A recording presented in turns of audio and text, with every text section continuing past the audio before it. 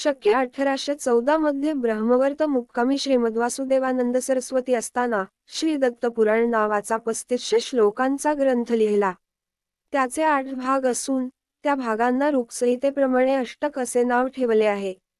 त्या प्रत्येक अष्टकाचे 8 अध्याय असून सर्व ग्रंथाचे 64 अध्याय आहेत. या दत्तपुराणाचे महत्त्व अवर्णनीय आहे. या ग्रंथात निरनिराळ्या पुष्कळ विषयाचे सार थोडक्यात आणण्याचा प्रयत्न केला आहे. त्यामुळे साधारण मनुष्याच्या समजुतीत येण्यास हा ग्रंथ बिकट झालेला आहे. या ग्रंथावर महाराजांनीच टीका लिहिली आहे.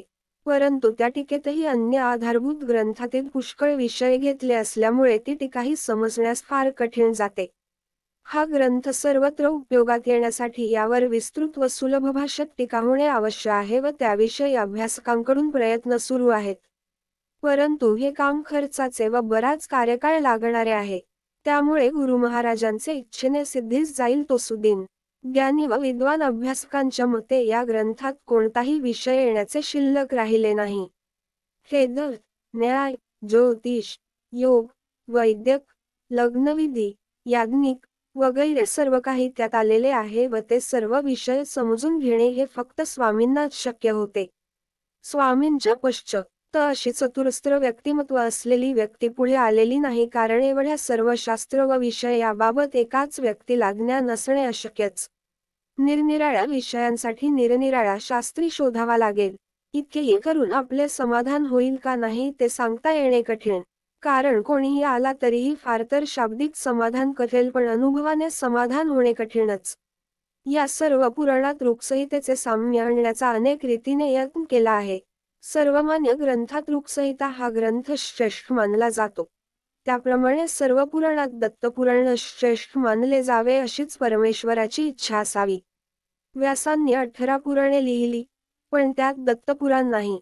या भरतखंडात दत्तांच्या महात्म्याची वाढ होत चाललेली आहे, पण स्वतंत्र पुराण नाही. ही न्यूनता भरून काढण्यासाठीच श्रीदत्तांनी अवताररूप लीला करून त्याच अवताराचे हातानेच आपल्या नावाचे पुराण करविले. प्रत्यक्ष दत्तावतारच अशा श्रीमद्वासुदेवानंद सरस्वती यांनी लिहिलेले दत्तपुराण यातील भाषा मुळातच प्रौढ, पण साधी, सरळ, सोपी, त्याचबरोबर प्रासादिक वेदशास्त्रातील जीवनमूल्य पुराण ग्रंथात कथा, आख्यान, उपाख्यानांच्या माध्यमातून जास्तीत जास्त लोकाभिमुख केलेली पुराणे या भाकड कथा नसून तो वृद्ध संस्कृतीचा इतिहास आहे. महामना व्यासांच्या पुराणाप्रमाणेच या दत्तपुराणात श्रीगुरु दत्तात्रेयांच्या अवतार लीलाचरित्र, गुण महात्म्यांचे विचारवर्णन प्रामुख्याने या दत्तपुराण या ग्रंथात आहे. मूळ श्री गुरु दत्तात्रेय चरित्र हे अत्यंत अद्भुत, त्यांच्या लीला, चमत्कार सर्वच अगम्य. पण हा गुरुतत्वाचा अवतार, ते शुद्ध परब्रह्म आहे. लीलाचरित्रातील प्रसंगाचा अर्थ कळण्यासाठी बुद्धी स्वच्छ, निर्मळ व आत्मकार झालेली लागते. त्यामुळे श्रेष्ठ, ज्येष्ठ, अद्यतम विचारच भक्तांचे हृदयावर ठसतो. दत्तपुराणाचे श्रवण पठण ने दत्तभक्त सश्रद्ध होतील व डोळसपणे परामार्थास लागतील. दत्तपुराणातील उद्बोधक कथा. विष्णुदत्त नावाचा एक ब्राह्मण आचारधर्माचे अत्यंत काटेकोर पालन करून भारेसह राहत होता. त्याच्या घरासमोर एक अश्वत्थ पिंपळ होता आणि रोज माध्यान्हकाळी वैश्वदेव केल्यानंतर त्या अश्वत्थाच्या मुळाशी भूतबळी ठेवायची विष्णुदत्ताची पद्धत होती. त्या झाडावर एक ब्रह्मराक्षस राहत होता आणि विष्णुदत्ताने ठेवलेला भूतबळी भक्षण करून तो संतुष्ट होत असे.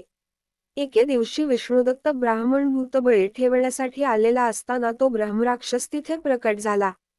त्याचे विक्राळ रूप पाहून विष्णुदत्ताने दत्त महाराजांचा धावा करण्यास सुरुवात केली.